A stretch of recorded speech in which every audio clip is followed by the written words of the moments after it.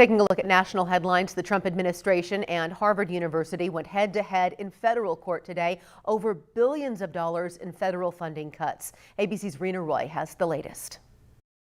The battle between Harvard University and the Trump administration is heating up. The Ivy League school taking the government to federal court, arguing it was an illegal and unconstitutional move when the White House cut $2.6 billion in federal research funding to the university back in April, saying the university hasn't done enough to address anti-Semitism on campus.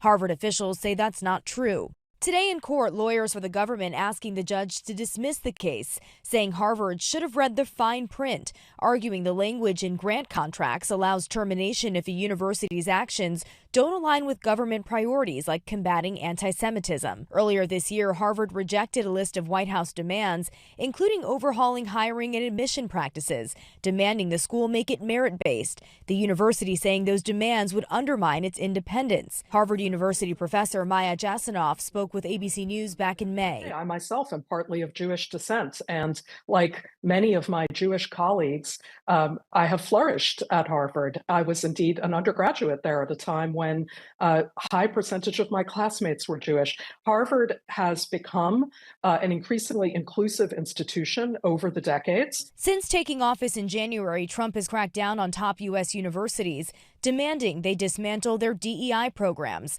The president also accusing the schools of mishandling last year's pro-Palestinian protests and allowing anti-Semitism to fester on campuses. They have asked for payroll records. They've asked for years of disciplinary files. They've asked for videos of all student protests going back to 2000.